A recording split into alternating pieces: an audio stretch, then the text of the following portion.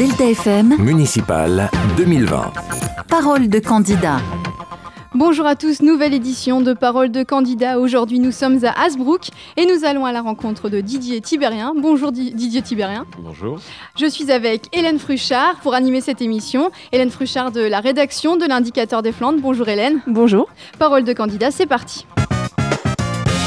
Delta FM Municipal 2020. Parole de candidat.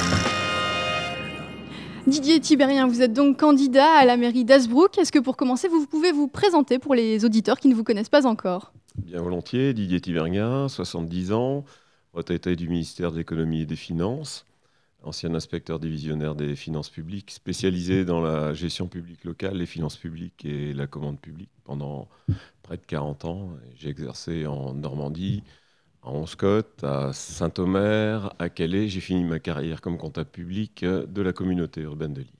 Et votre engagement en politique ? Alors, engagement politique, conseiller municipal en 2001 et premier adjoint de Jean-Pierre Allossery de 2008 à 2014. Hélène, peut-être qu'on peut aborder maintenant les raisons de cette candidature ? Oui, bien sûr. Alors, Monsieur Thibérien, vous étiez premier adjoint de Jean-Pierre Allossery de 2008 à 2014. Vous avez été candidat au municipal de 2014 et vous avez été battu au second tour. Donc, vous étiez élu d'opposition et vous avez fait le choix de démissionner. Pourquoi revenir 6 ans après cette expérience ? Pourquoi revenir ? D'abord, dans un premier temps, première chose à dire, c'est que j'assume le fait d'avoir arrêté. J'avais été battu de 276 voix, ce qui est toujours...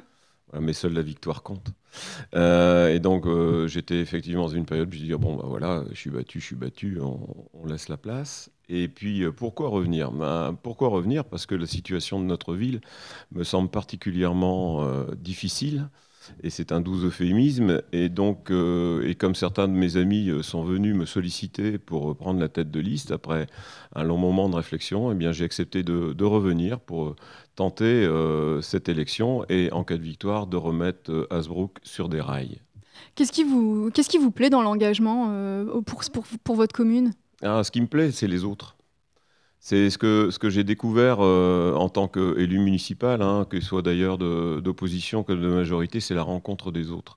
La rencontre avec les autres, discuter avec les autres, cette diversité, pouvoir écouter, tenter de convaincre lorsque les idées sont différentes, mais aussi prendre les idées différentes et y réfléchir. Votre liste, elle est constituée ? Oui, absolument. Oui. Elle est même déposée. Ça a été facile pour vous de la constituer ? Ah bah oui.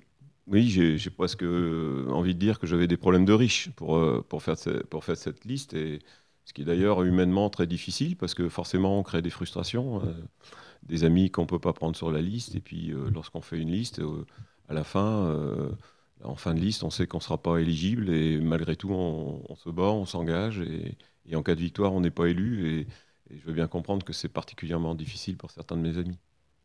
C'est une liste de rassemblement. Pourquoi avoir fait ce choix ? Pourquoi avoir fait ce choix ? D'abord parce que le contexte a changé radicalement, que ce soit au niveau national comme au niveau local. Bien compris que les partis n'avaient plus trop le vent en poupe. Et puis moi-même, ça fait plusieurs années que je ne m'étais plus engagé dans le militantisme politique. Et ce sont des amis, d'anciens adversaires politiques, avec qui on avait bien travaillé, des amis évidemment politiques ou plus proches de moi, qui sont venus l'un et l'autre, il y a maintenant plus d'1 an, me solliciter. Et comme je vous le disais, après réflexion, je me suis dit, tiens, ce serait une belle aventure d'essayer de faire une véritable liste sans étiquette avec des militants politiques, parce que sans étiquette, c'est la liste qui est sans étiquette, mais individuellement, chacun garde sa responsabilité et sa liberté d'adhérer, évidemment, au parti, s'il le souhaite ou non. Sans étiquette, ça veut dire que vous ne situez pas sur l'échiquier politique à droite ou à gauche ? Aucunement. Si, je me situe. Je ne suis pas aux extrêmes. Très bien. Vous pouvez nous dresser un petit peu les portraits, sans rentrer dans les détails, des personnes qui constituent votre liste ? Oui, bien volontiers. Je vais commencer alors par le haut, si vous voulez bien. Donc Catherine de Pelchin. Qui est conseillère départementale, avec qui j'ai travaillé lorsque j'étais dans l'opposition, elle dans la majorité, et lycée de Versailles, et réciproquement, lorsque nous étions dans la majorité et qu'elle était dans l'opposition, et avec qui j'ai toujours eu vraiment des rapports voilà, très facile en tant qu'élu responsable et voulant le bien de sa commune. Et sur les plus grands projets que nous avons pu mener lorsque j'étais aux affaires en 2008-2014, hein, je pense pôle musique, cinéma, le début du pôle gare, voilà, on était ensemble. Hein, il n'y avait pas de séparation partisane. On était vraiment sur les projets pour Hasbrouck. Et puis c'est une personne voilà, d'une qualité humaine remarquable. Le deuxième, ben, voilà, là je suis tout de suite, je suis un peu ému parce que celui qui a initié avec Catherine cette liste, c'est Michel Labitte, hein, que certains connaissent, que certains connaissent en général, mais beaucoup à Hasbrouck hein, d'ailleurs, et que nous avons perdu brutalement dernièrement. Et je remercier tous les Hasbrouckois qui ont d'ailleurs rendu un hommage particulièrement émouvant et vibrant à la mémoire de Michel. Donc c'est Pascal de Kopman hein, qui a pris très naturellement la place de Michel. Pascal, tout le monde le connaît, particulièrement engagé dans le milieu sportif, mais pas que. Voilà, quelqu'un de disponible, quelqu'un voilà, qui sait aussi également écouter la diversité. Voilà. Maintenant, je peux peut-être aller un peu plus loin, mais voilà les deux personnes, à mon avis, les plus importantes à citer dans la construction de la liste. Ensuite, la liste au niveau de la moyenne d'âge, on est sur... on est sur les 50 ans de moyenne d'âge, hein, donc effectivement des gens qui ont leur âge, hein, parce qu'ils ont de l'expérience de la vie, de la compétence et de l'expérience dans la vie municipale, hein, j'en fais partie. Mais également de très jeunes. Hein, voilà, je pense à Margot Berthelot, à Justine Huré, à Clémentine Mas, qui sont des jeunes qui se sont engagés voilà, auprès de nous, qui n'ont pas d'expérience politique, hein, qui ne sont pas militantes, mais qui ont eu envie voilà, pour leur ville de travailler ensemble. Je voudrais revenir sur le mandat qui vient de s'écouler. Quel regard vous portez sur les 6 dernières années ? Pas un regard très heureux. Voilà, la situation de la ville est à mon avis, je vais dire catastrophique, au moins sur le plan de sa place au sein du territoire de la Flandre intérieure. Elle n'est en aucunement représentée comme il se doit au sein de la communauté de communes, alors que Hasbrouck doit être la capitale de la Flandre intérieure. J'en veux pour preuve de manière anecdotique mais quand même symbolique ce qui s'est passé au dernier conseil communautaire où les élus hasbrouckois sont majoritairement contre le projet Pôle Gare, au moins en ce qui concerne la désignation de l'architecte urbaniste, ce qui est quand même hyper important, et que malgré tout personne ne les entend.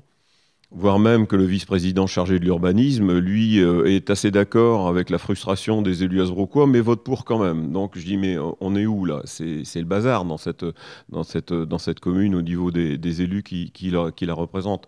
Au moins au sein de... En plus, voilà, nul n'ignore que la situation de la ville, dans le cadre de sa gestion au quotidien, est particulièrement catastrophique. Hein. On a un conseil municipal qui a été élu en 2014, qui a commencé à se disputer en 2015, avec des démissionnaires en 2016, d'autres démissionnaires de leur délégation d'adjoints également en 2016, d'autres qui sont restés adjoints jusqu'à maintenant, qui sont adjoints au maire, mais qui se présentent sur une liste en face. Donc voilà, des élus qui en 2014-2015 ont voté les baisses de subventions, qui ont voté les augmentations d'impôts, qui ont décidé de faire payer le banquet des aînés, et puis qui maintenant disent non, nous on va remettre la gratuité au banquet. Ouais, mais c'est vous qui l'aviez décidé. Non, on va accompagner les associations maintenant. Oui, mais c'est vous qui avez baissé les subventions. Donc voilà, je lui dis, mais dans quelle situation on est ? Bon, en plus, sur le plan politique, hein, je voudrais dire que là, je comprends pas bien. Alors, je sais que y a une expression politique qui disait bonnet blanc, blanc bonnet. Moi, j'ai tendance à dire bonnet bleu, bleu bonnet. Hein, puisque tout le monde est en bleu, mais pour moi c'est la même chose, hein, donc il faut changer, il faut apporter autre chose à la ville. Et ça, donc je le disais sur le plan politique, mais sur le plan de la vie quotidienne des Hasbrouckois, on est dans une ville sale, on est dans une ville où les incivilités se multiplient, se développent, les vélos sur les trottoirs, les déjections canines, mais partout, une circulation chaotique, un stationnement improbable.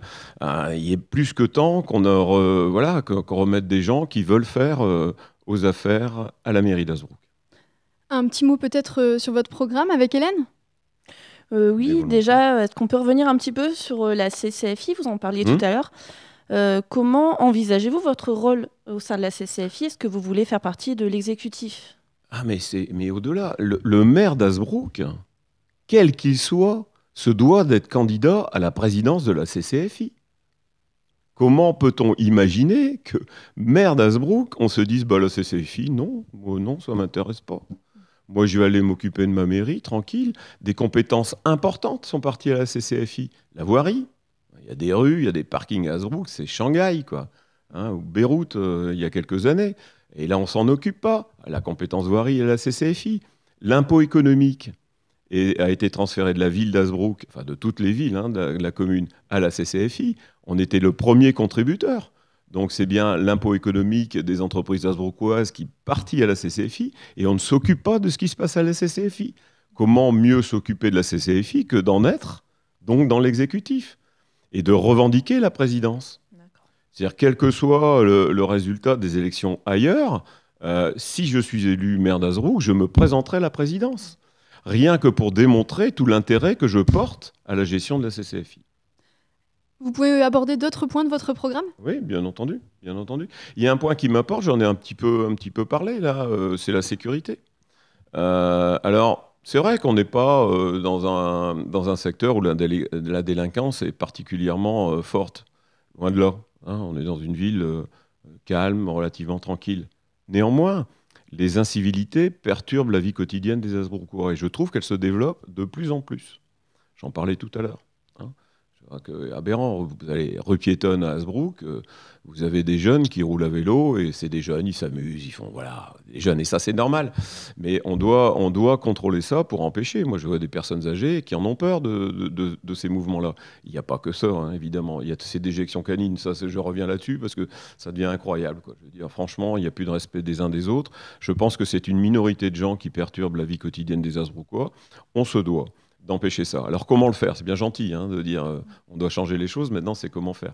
Peut-être c'est la question que vous vouliez me poser. Oui, comment concrètement ? Voilà, exactement. Moi je crois beaucoup à la prévention, mais je crois aussi beaucoup au contrôle. Je vous disais en aparté que j'avais une devise professionnelle qui était la confiance n'exclut pas le contrôle. Et je crois que s'il n'y a pas de contrôle, c'est pas la peine de mettre des règles. C'est pas la peine de mettre une zone bleue s'il n'y a personne qui contrôle les disques. Autant économiser de l'argent en disque et en peinture bleue, encore du bleu. Et donc moi, mon objectif numéro 1 là, et de manière très très vite, avec l'aide de Jean-Paul Cotte, qui est l'ancien commissaire divisionnaire de police d'Hazebrouck, c'est de mettre en place une vraie police municipale. Alors pas une police municipale pour jouer un film policier, non, c'est une police municipale qui sera là pour prévenir, pour contrôler. Pour prendre les problèmes en amont, avant qu'il soit trop tard. Je crois beaucoup à ça, c'est travailler en amont, donc on pourrait, dans l'idée de la police de proximité, et être là, être présent, régler les problèmes, répondre aux attentes des Hazebrouckois lorsqu'ils appellent parce qu'ils ne se sentent pas bien, parce qu'il y a quelque chose qui se passe dans leur quartier, qu'ils ne se sentent pas bien, et donc on aura une police municipale à Hazebrouck pour s'occuper de ces problèmes-là. Didier Thibérien, il nous reste une grosse minute. Ça passe très vite. Qu'est-ce que vous aimeriez dire aux auditeurs, aux Hazebrouckois en l'occurrence, pour les convaincre de voter pour vous ? Eh bien, ne vous trompez pas. Ne vous trompez pas. Si vous voulez que ça reste, vous savez ce qu'il faut faire. Si vous voulez que ça change, si vous voulez que votre vie quotidienne s'améliore, si vous voulez que Hazebrouck reprenne sa vraie place de capitale de la Flandre intérieure, vous savez pour qui voter. Vous partez confiant ? Je suis un homme de doute. J'ai beaucoup de convictions, j'ai très peu de certitudes. Donc moi, les Hazebrouckois vont se déterminer dans l'isoloir, au moment de voter. Où je suis confiant, c'est dans mon équipe. Ça, il est certain que j'ai vraiment l'immense fierté et le bonheur d'avoir un groupe qui fonctionne très très bien, dans lequel des amitiés improbables se sont faites. Ce midi, nous étions 26 à manger ensemble dans un restaurant hazebrouckois et avec une ambiance fantastique. Alors rien que ça, cette aventure méritait d'être vécue. Merci Didier Thibérien. On vous rappelle les dates des élections, ce sera les 15 et les 22 mars. Parole de candidat, c'est terminé pour cette édition. Parole de candidat à retrouver aussi en replay et en vidéo sur deltafm.fr et Facebook.